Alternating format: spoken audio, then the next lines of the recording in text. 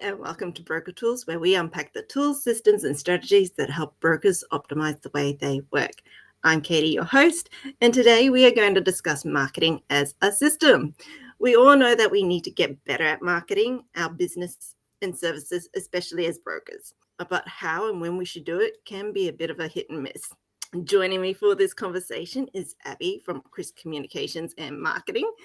Abby is an expert in brand clarity, social media strategy, and customer-driven communication. Her approach is simple and direct, ensuring you are not just throwing spaghetti at the wall and hoping it sticks, but there is always a system and a process to the magic of marketing. And today we are hoping to unravel that mystery. Abby, welcome to the pod. Yay. Thank you. Thank you for having me. I'm very excited. So excited. For the listeners, I think it would be good, and I guess a bit of context awareness for you, covering what we've covered so far in the various conversations we've had across the pot, because I think this will all bring it together. So our very first, what I call accidental off-the-cuff pod, was talking about IT, safety, and security. Then we went to paid ads, lead generation, how to use Go High Level to manage your lead flow, how to appear in AI search. We also talked about how to open up the Rolodex of someone's mind so that when you're networking, they can just slick you out as the chosen broker or person to work with for whatever opportunity someone might talk to you about. How to also be a great leader and find the right team members to reduce turnover.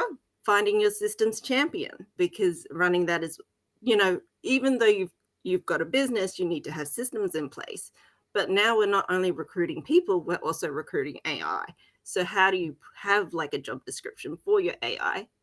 And that comes down to having your systems in place and a champion to oversee all types of staffing. Then we went in through to the outsourcing your credit analyst work. Then the last two ones we've recently done was podcasting for lead generation and how to become the local hero of your community. It's an insane amount of podcasts. Yeah, very cool. You've been busy.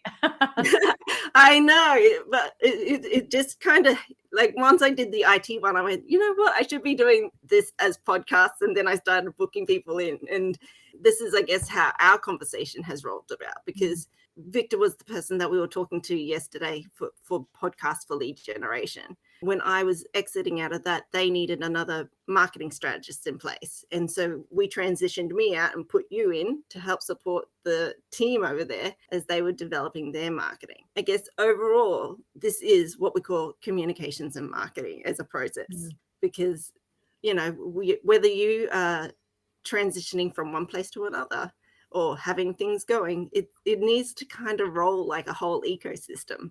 And so I think I was just saying this earlier, what I find that I love most about you is how you really help brands align their communication and marketing. Oh, thank you. That is something I do love, because I think, you were talking about all these really great topics that you've covered off, and they are all really good individual things. And quite often they're like little tactics, but sometimes it's so great to have a conversation like this where you actually take a step back and you think about the overarching strategy of what you're looking to achieve, because when you have that overall strategy, then everything will become aligned. People quite often have their business strategy over here and they have their marketing strategy over here, and then tactics all over the place. But actually, they should all be feeding into each other, because it was when you get that alignment, that's when you get some really cool results happening. So, yeah. Yeah. And I think I couldn't agree more. At the heart of everything that I particularly do is systems and processes. I also love outsourcing and getting things to a place where you don't have to be there anymore. And I think if you're a solo entrepreneur, whether you are a broker or not, some of the keeping on top of your marketing can be really, really hard. When you go through a process with a client, how do you help them figure out where to start? Yeah. It's a big question. That's a big question. So yeah, basically there's basically 3 times when people come to me. When any business comes to me, there's basically they either have a really great business, but they're not telling their story well enough. They have so many options of where to go with marketing, and they just don't even know where to start. or maybe they've started it themselves and they've run out of time and they don't know how to implement it themselves and implement it consistently. So generally, when people come to us, they fall into one of those three categories. Once I identify what that key problem is, that helps us where to start. But whenever we do anything with a client, we always start with a deep dive and we do a bit of an audit. So depending on what their focus is, we might do a whole digital audit, which will take in everything that's happening about what's about them online, what they've been doing in their previous marketing, what's worked well, what hasn't worked well, what are some crucial things to fix immediately. But also looking elsewhere, like what's happening in the industry that's really cool that we can learn from, what's happening overseas that we can learn from. And then we kind of go back to their strategy before, like their goals. What are your goals for your business? How can your marketing strategy, your marketing goals support that? And then we kind of piece it together like a big puzzle. Like, this is what you've got so far. This fits really well.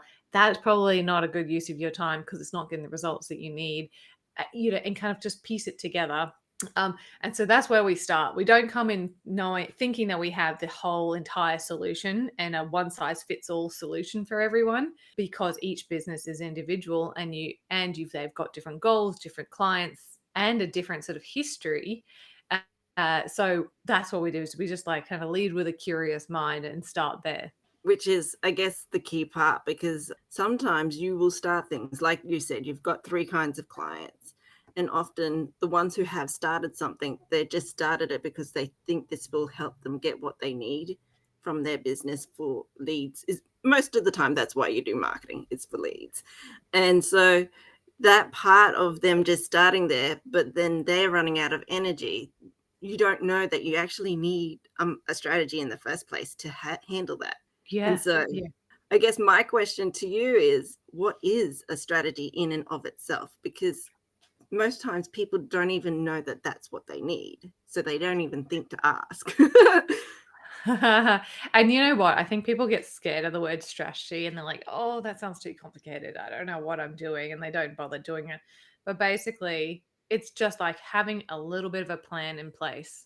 So when we put a strategy together for someone, we always start with, what are the goals? So what are you actually looking to achieve? If you have unlimited time, money, resources, energy, you can do whatever you want. But most of the time, if you are a small business, if you are a broker, you probably don't have a huge team and you're super busy. So you've got to try and really focus on, what am I looking to achieve here with my marketing and how does this actually feed into the business? So one of the goals could be, to get more leads into the business. Another goal might be to raise brand awareness. Perhaps you're new into the industry and no one even knows about you. Maybe it's to reposition you as a local champion, as you said before. Like whatever your goals are, your overarching marketing goals, we start with that. And then we sort of decide what are the activities we're going to do with it. So you might list out the different things that you're going to do, whether it's going to be you're going to focus on a social media strategy, or maybe you're going to focus on a Google review strategy. Like what are the actual kind of tactics that you're going to be using to help you achieve that? We always pop in there our KPIs, like all the things that we're going to measure against, because you're kind of saying like, oh yeah, marketing goal is to get more leads, but like, what does that mean? Unless Yeah. you assign, like I said, unless you assign a number to it, you're not really gonna know like what you've been doing has actually worked. So you might have an overall goal of, get 3 more leads every week. That's a really good goal. Then that's something you can actually measure against, and you have your initial sort of status of what, how many leads you're currently getting. Do your marketing strategy and actually start implementing your plan. Then come back and go, well, did we achieve that? Oh no, we're only at 1.5. Okay, cool. Or 2 or whatever. Okay, cool. What do we need to do to change to actually hit that number that we wanting to? So yeah, basically it's just a plan on the way forward and having some really practical things in there that you can come back to. And you mentioned like consistency and like handing over, transitioning and things like that. One of the reasons why we love having a strategy written down and a plan written down is that you, as the business owner, you don't have to do it all then. because it's articulated. Yeah. You can pass it to someone else in your team or someone who you're outsourcing, someone like you, and you can go, this is what we're working towards. And then you're on the same page, and it's so much easier to collaborate and work with other people because it's written down.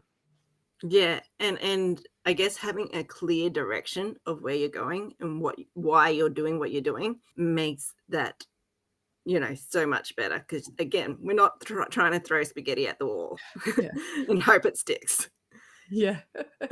And it's good because it helps you protect your time too, because quite often when people start their marketing, they get so enthusiastic and they're like, "Oh, we could do this, we could do that," and then after a while, when you are getting tired and you're having to be selective, you can go back to your strategy and you go, "Actually, yeah, we can do these things, but it doesn't further our strategy at this point in time, so we're just going to park it for now. Might be useful in a future strategy, but at this point in time, it doesn't really align, so let's take it out."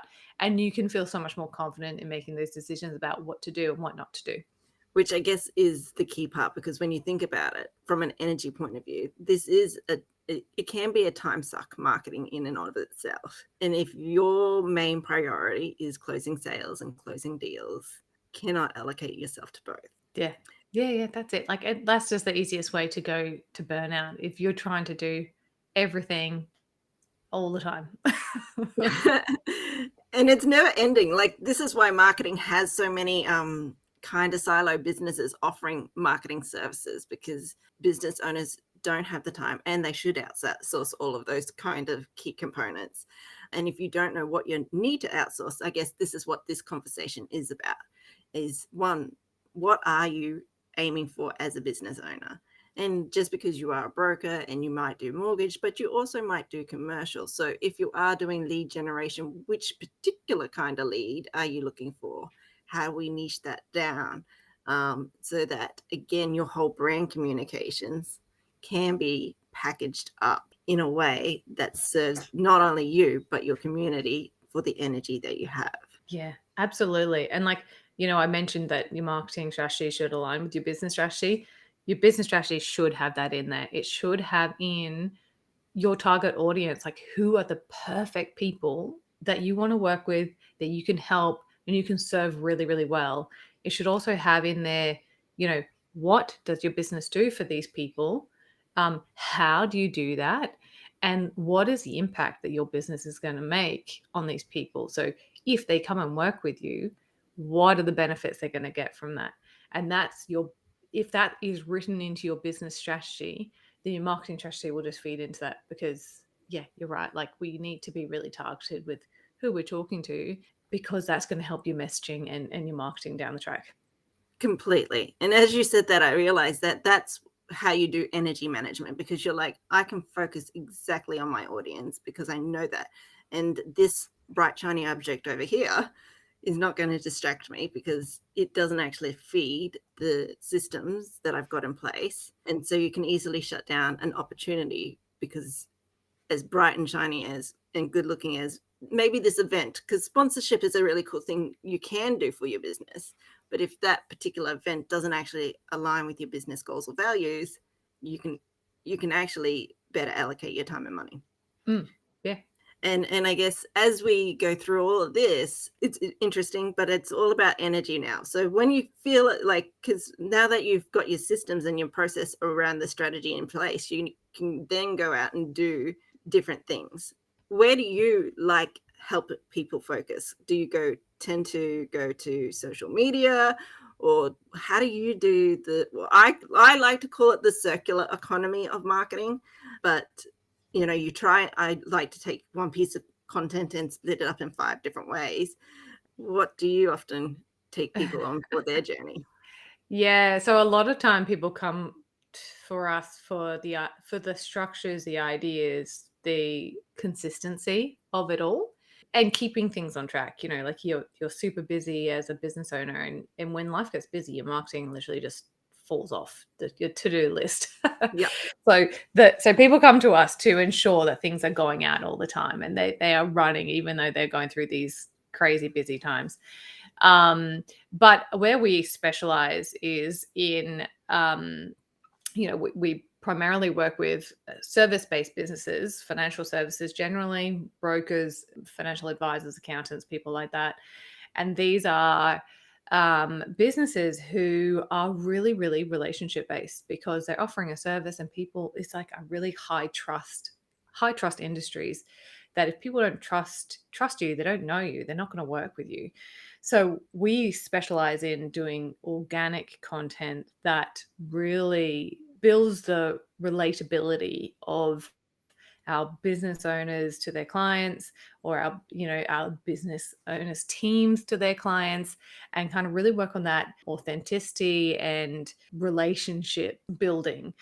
And we love the content, being able to reuse your content. You invest in your marketing, you want really good bang for buck. So we set up these processes where you create one piece of content, just like you said, and you can get the most out of it as you can. So for example, we might get a client to film a video, and then we turn that into a blog, and then we get about 5 pieces of social media content out of it, and it also goes in their newsletter. And like, you just try to get the most out of it to make sure that your the energy that you're putting in is actually being spent in a worthwhile way. And that is, I guess, the ecosystem, because energy needs to cycle through. So if you do that one piece, then it can be siloed into the other parts. Infographics is also a fun way to turn that piece of wording into a picture.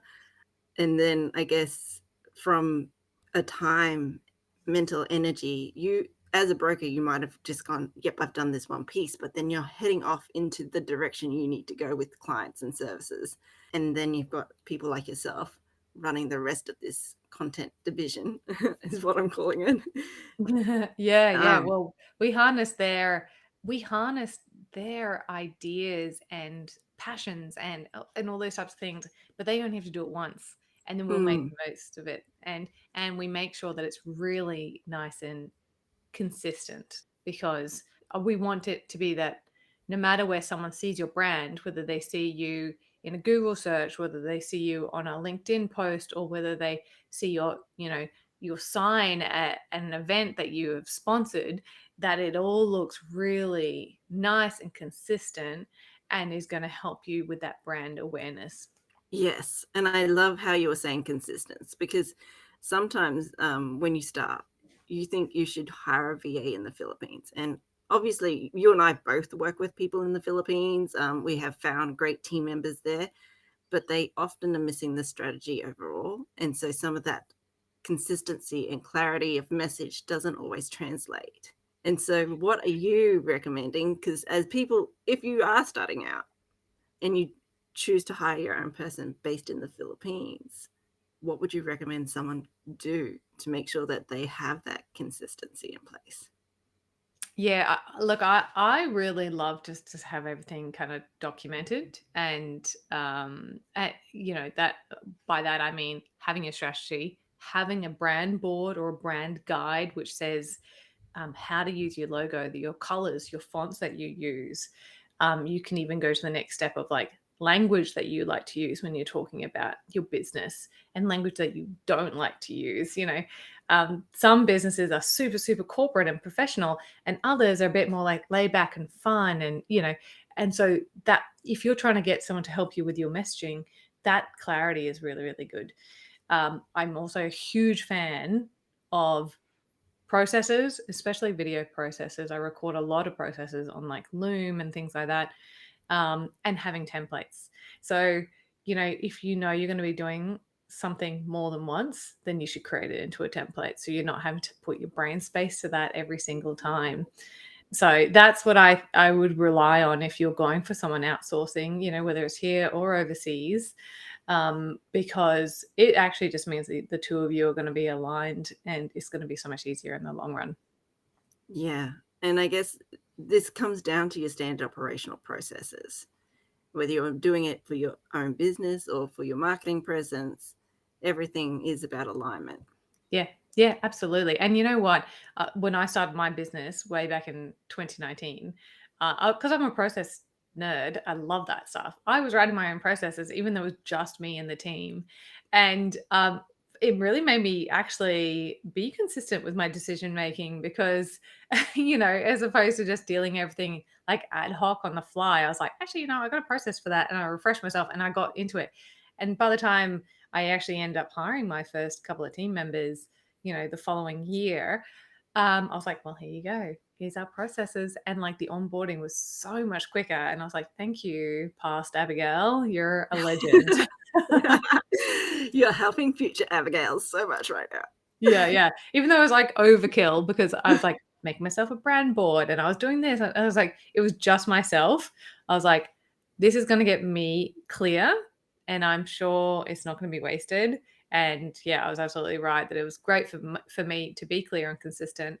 And then it was also great for, when my team expanded, that it made that sort of onboarding, like pain point a little bit easier. Yeah. I'm getting a little bit distracted because I recently created myself an MOU for me, like as in, a memorandum of understanding. Why am I doing this business? What are the goals and outcomes? The ethics that we are running as we move forward in life. It's such a weird thing, but like you're saying, by having your own guidelines of why you're doing what you're doing, and then having it all documented and systemized as you go along, it just makes I guess it reduces what we call decision fatigue. And sometimes when you're doing what we call spaghetti on the wall marketing, I know I'm going to overuse that phrase, but that's what often marketing can happen is you go, oh, I heard, podcasting is a great way to get out there. So you start recording and you might invest in a lot of equipment. But even as Victor said the other day, most people stop at 20 podcasts and they don't continue. And so you've invested all this time and energy for a way of marketing to not really have the energy or time to be sustainable. Whereas, again, coming back to your point of having a strategy, having a document that says why you do what you do, who you're doing it for, the ethics and the values that you're aligned to, it makes so much more sense. Yeah. And you can get pretty granular about it. Like you mentioned podcasters then. We help people with their podcasts and mostly around the podcast strategy and actually getting it out there and making the most of it. And one of our clients had been producing their podcast for about a year and a half and was just at that point where they were tired and they weren't achieving really good results. And I was like, okay, cool. Let's talk about it. Why did you start the podcast? What's it all about? What are you looking to achieve? How does this relate to your business? Just asking 1,000 questions. And one of the issues is like there was no clarity over exactly what the podcast was and what the podcast wasn't. And so, they were just doing the interviews that sounded kind of interesting, but then that was great. That's great when you've got tons of energy and you're just doing it for fun. But when your podcast is actually supposed to help, further your business and you want to actually get a regular listenership, if listeners don't know what to expect or, the podcast content's so random, they're not going to come back and tune in if they're just like, well, that topic is nothing similar to the one last week. Like, okay, no, I'm going to go for something where I know what to expect because my time is precious. Yeah. And I guess that's that theming. So I call it a through line. So and this is, I guess, your brand essence. There is always a key message that you're always communicating, whether you're talking to people online, offline, through podcasting. And this is, I guess, that whole brand communications and clarity point of view. There's like just one key message that you always want to get out, but then you can have themes for each section. So right now we're in the thick of all the different types of lead generation and marketing, because that's obviously a key part of operating any business. But if you don't have that kind of through line, it's hard for other people to go, why am I here? Like, it's in that decision making process. It's really about how do we make decisions, I think, more and more as we go through. Yeah, absolutely. I think the recurring theme in this episode is get clear and document. Yeah, and I know it sounds weird, but I think this is what if I was to give us a key message between what I've talked about and how I'm finding the through lines between what we have actually spoken about, it's you've got time and energy, and it's so finite. And if you are going to do any marketing endeavor, you need to know what your return on investment is. Mm-hmm. Because marketing is a time suck if you don't do it right. Mm. Yeah, And well, it's then never ending. you can't stop just because you're tired. Well, you can, but then you're going to feel the results of that. Like, yeah, I talk about the consistency in your messaging and in your graphics and all this sort of stuff, but consistency in your efforts in marketing, it's not like you start marketing and tomorrow you're going to get a client. It's like there's so many touch points that someone has to see. They have to see you and your business so many times before they're going to start to know you. They're going to start to trust you, and then they're actually going to move further down that like customer journey where they're actually at the point where they want to talk to you, reach out to you, and start working with you. So if you are having these really roller coaster style approaches to your marketing where you're doing a ton and then you're stopping and then you're doing a ton and and you're going up and down the whole time, that is going to really not serve you well in terms of the algorithm. Facebook, Google searches. It's not going to serve you well in terms of the customer journey. You're just going to make them a little feel seasick. They're seeing you too much and then they don't see you at all if they ever see you again. You just got to make sure that you are being consistent in your efforts and doing it in a sustainable way. And it is, if you are running a business, your primary focus should be running on the business, not necessarily doing every single part of that business. And so that's why marketing is a really great way, a really good thing to outsource to someone who knows what they're doing, who knows what they're doing, who can do it faster, who knows the tools and the processes that they can use to actually get the most out of it. And then you can focus on the stuff that you started your business for. Most people didn't start their business to go, I really want to do marketing, so I'm going to start a business so I can market it. Like, they don't do that. They go, I'm going to start a business because, I want to be a broker because I want to help families get into their homes. I want to, they've got that sort of reason. They don't want to do their marketing. and then I guess by outsourcing, it means that because you are excited, but you can over nerd out, which can cause people to shut down. By outsourcing to people who actually know marketing, they know how to take your excitement and craft it into a place in a way that actually resonates with people who don't nerd out as hard as you might. Yeah. On your topic. Yes, absolutely. I mean, so much of my job is to harness that excitement and that passion and that, the reason for being, but also to kind of like swat away these crazy ideas that are not aligned with the strategy. Like, okay, that's a good one. We'll just put that on the park list for now. Do that. But how about we just, don't do that right now? Which is so true, because I think, yes, I think about everything. So obviously I used to work in marketing. I now do more systems and automations, which is beautiful. But then whether you're doing marketing or you're actually doing technology, we all have what we call bright shiny object syndrome. Like, this is a cool idea. I had this idea. And you want to run at it full pelt because it's so cool right now. But again, from as in once you've hit that point and it's not actually aligned with your long-term goals, it uses energy that you could actually craft it into the bigger purpose of what you're wanting. And I think having someone like yourself to bounce that off, who actually understands what works and doesn't, gives you, again, the decision fatigue management. Yeah. I like to say that I'm a critical friend, where I'm just like, I will hear everything and I will ingest it all, but then I will also ask you the critical questions back, like, how does this align? Where does this fit? And I actually remember when I was going to get my mortgage for my very first property, when I bought my own apartment back when I was a wee baby. And my mortgage broker was that critical friend to me, where he was like, okay, do you really want to spend this much money? Because it will leave you this much money left over for having fun and doing this and that.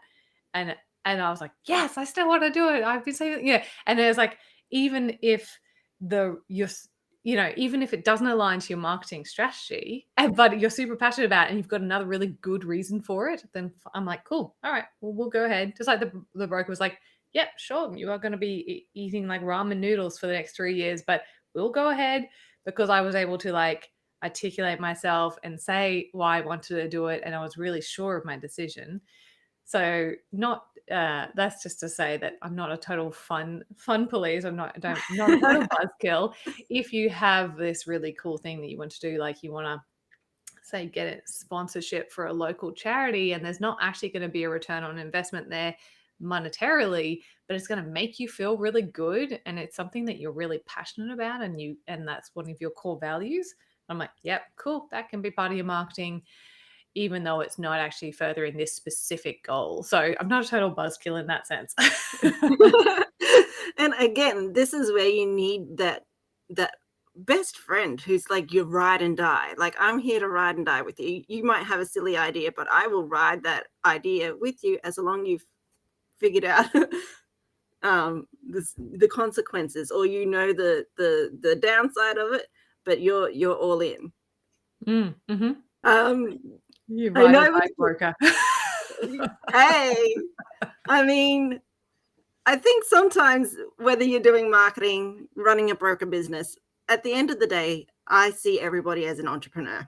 You might have this like what we call key focus business, but you're always going to have like side ideas, and you need friends and other people. And this is where, you can go into a venture with someone, or you build a software with someone, or you build some other total other business non-related to the industry you're in. You're always going to see opportunities once you start building out your business, once you start getting your marketing in place, once you start having this rhythm and surety in your business. You're like, oh, I'm now safe. I've now got this like little ecosystem going. What else can I now do? How do I expand my wealth? How do I continue from here?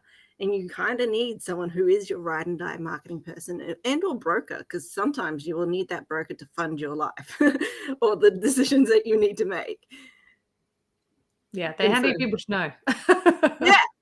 Yeah. And if you become that person who goes, I'm going to ride and die with you, I'll give you the wisdom that you need. I've got all these systems and processes to check that you've made that aligned decision.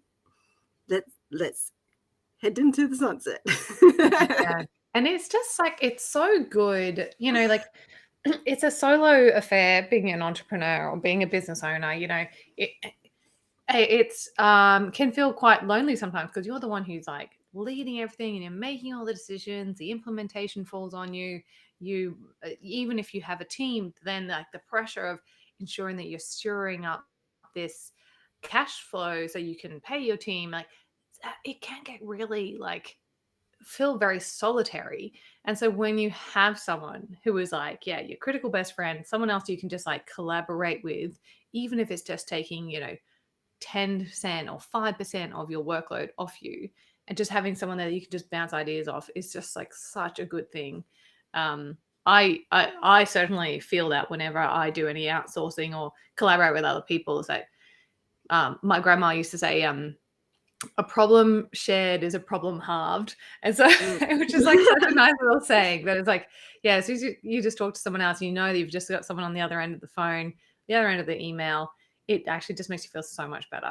Yeah, I couldn't agree more. It's one of those things where, as you said, it is a solo journey, and sometimes you kind of feel alone, even if you have others in the industry. You don't want sometimes what we call a commiserate friend.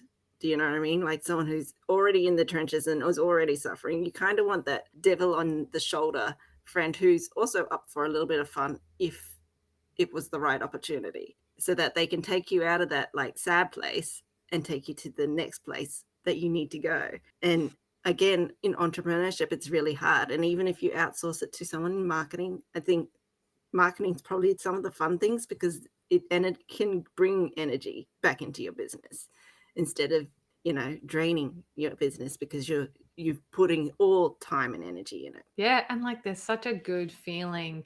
Like I started working with a client a couple of months ago, and they sent me an email about a month in. It was like, we have just had the best week for referrals we've had in the entire time that we've been working since we've launched the business. And they were just so enthusiastic, and they were like, what do we do next? How this? And I was like, yeah, marketing can make you feel great, because you're like, there's nothing worse than pouring your heart and soul and hard work into a business and then not seeing the results of it. And if someone else can just help you, take it to that next level, why not do that? It's going to make you feel awesome. And also, your wallet will help you. Thank you as well. Yeah.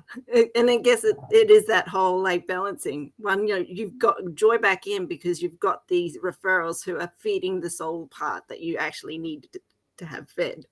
If people want to reach out to you, Abby, where should they go? What should they do? Oh, wow. I would love to talk to anyone about their marketing. If you jump onto my website, which is crispcomms.co, which I'm sure we'll put in the show notes, there's actually a button on there where you can book in a free marketing Kickstarter with me. So it's just like a 30-minute chat, no obligation, and we can just kind of talk about where you are currently with your marketing, what are your goals, what are your pain points. If we're the right people to help you, I'll let you know. If not, I can point you in the right direction of my very capable colleagues. And that is crisp with a C, because sometimes I feel inclined to spell it with a K, but it is not. No, CRISP, just like crisps, potato crisps. I'm obsessed with chips. Again, thank you for joining me on this pod. If the audience wants to leave a comment, has further questions, feel free to reach out to us. But again, we will put them in the show notes on how you can get in contact with Abby. Thank you.